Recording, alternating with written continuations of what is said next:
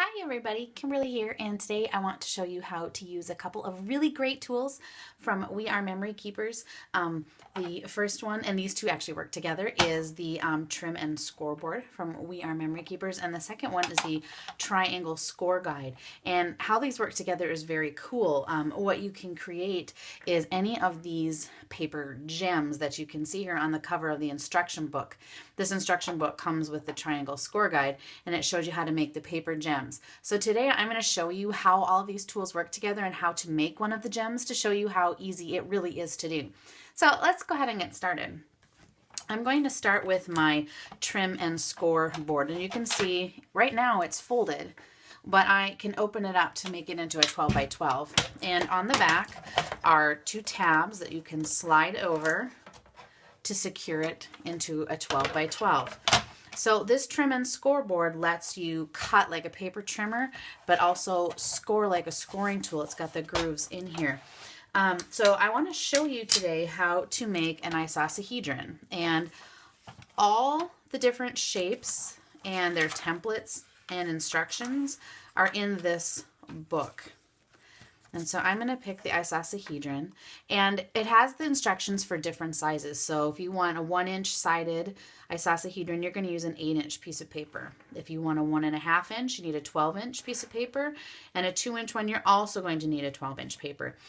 Today I'm going to show you how to do the 1-inch one, so I need an 8-inch piece of paper. When you're using the trim and scoreboard, when you want to score, you're going to put this blue flap here forward to use as a guide for scoring. When you want to cut, you're going to push it aside and go ahead and flip over the cutting bar here. I love that this cutting bar has magnets here to hold this in place while you are cutting. So let's go ahead and cut our cardstock. When you're making these gems, I'm going to recommend that you use a thinner paper because it's just going to be a little bit easier to work with. I'm going to slide my blade and do 8. I'm going to do an 8 by 8. There we go. And now I have it cut, and I am ready to go ahead and start following instructions. I'm not going to need to cut anymore, so I'm going to push my blade up and out of the way. And remember, there is a cutting blade there, but it won't be in the way. And I'm going to go ahead and flip this into how I'm going to want to score. When I first started making these, it took a lot of attention to detail to make it, but after I made about 2 of them, it got pretty easy. So what you're going to do is you're going to start with the instruction page. And the instructions are kind of the same for all of the shapes. So you're going to begin with your paper, and you're going to score straight lines as shown. And because I'm making a 1-inch size icosahedron, I am going to score at every inch. So let's go ahead and score.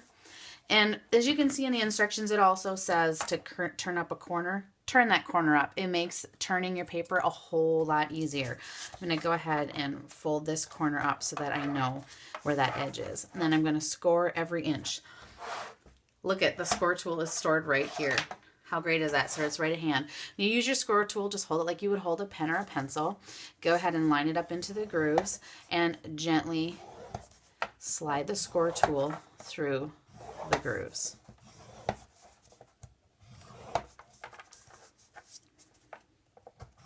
All right, so our first step is done.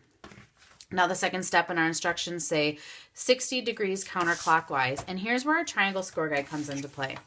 The triangle score guide has a side A and a side B, and on the B side the instructions are there too if you misplace this. There are numbers on each of these lines, and they line up perfectly into the grooves of the scores. So go ahead and set those in there, and you can see they fit nicely. We're going to turn our paper this way, and we're going to start in the center at the 8 and pull down. Now again, because we're doing a 1-inch, we are going to score at every inch. To make things a little easier, just go ahead and keep scoring beyond the guide. Continue. Make sure you don't slide it like I just did. Score it. There we go. 10. And just continue on. And 11. Okay, so there we go. Now, next page of the instructions. We're going to turn the paper one more time. So we're going to make sure that this turned corner is up over here. And we're going to switch to the B side. Here we are, B side.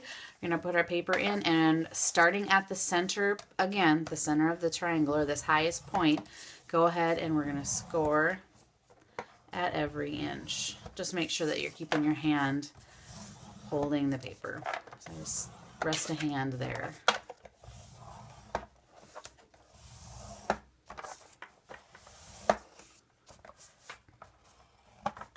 All right, so there we have our paper all gridded out and ready for working with. I'm going to go ahead and I'm going to set my tools aside and just bring the paper over. One thing that makes this easier is once you finish doing this, go back and rescore all your lines again with your score tool. It makes the paper just a little bit easier to work with, and makes folding these a lot easier when it's time. All right, I'm going to start referring to my instruction book, and now I'm going to go back to the specific shape that I want to make, and I'm going to make this icosahedron. And here's where you're going to need a pencil, and you are just going to draw this pattern onto the paper. So I'm going to go ahead and turn my paper so that it's the way I need it, lined up correctly, and I'm going to find a triangle that has a flat to the point, and I think I'll do this one right here. Okay, and draw this line here. You're going to go over here like so, because when you cut this out, this is going to be the tab that you're going to adhere the pieces to. So you're going to cut here, go over, and make a tab.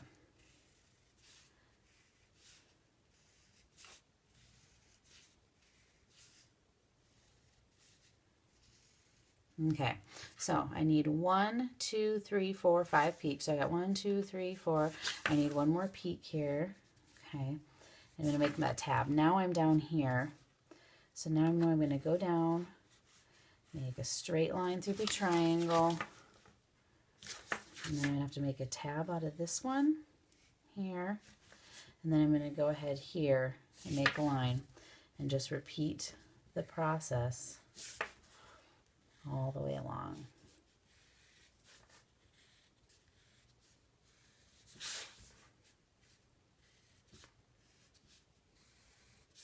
One, 2, 3, 4, 5. 1, 2, 3, 4, 5. Okay, so I made a straight line down, and it looks like I need to make a tab here.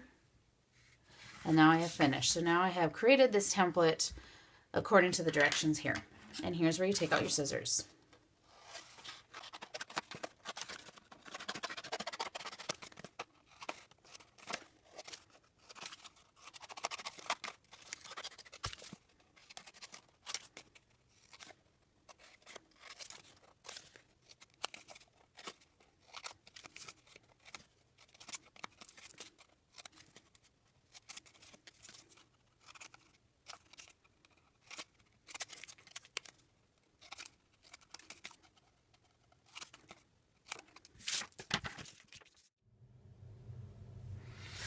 Okay, as you can see, I have my piece all cut out, scored, and I have the adhesive on all the tabs. I have left the backing on the adhesive so that as I'm going and assembling this, I can peel it off as I need to, so I don't have ends sticking together. And what I like to do is I like to start on one end and work my way around. So I'll probably actually just start over on this end. So I'm going to peel these backings off and start matching up edges to corners, if that makes any sense. So score edge to edge, corner to corner.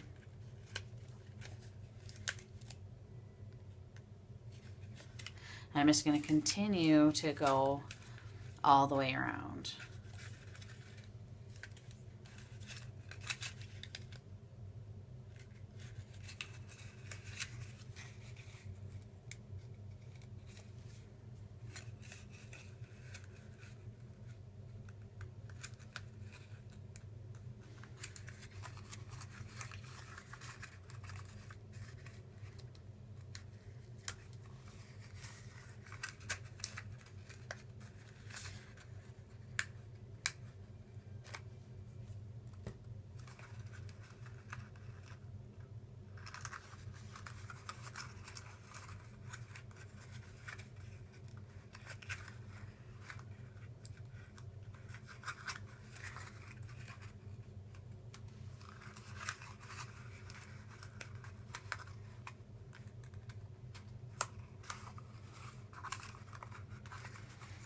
As you can see, as I'm just continuing to go, I'm pushing the adhesive down so that I can, it peels the backing off easier.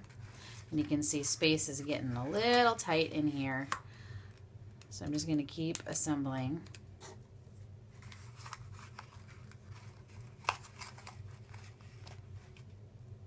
Just keep lining those edges up. And now I have 2 left, so I'm actually going to take the backing off both pieces. I'm going to kind of tuck them in at the same time.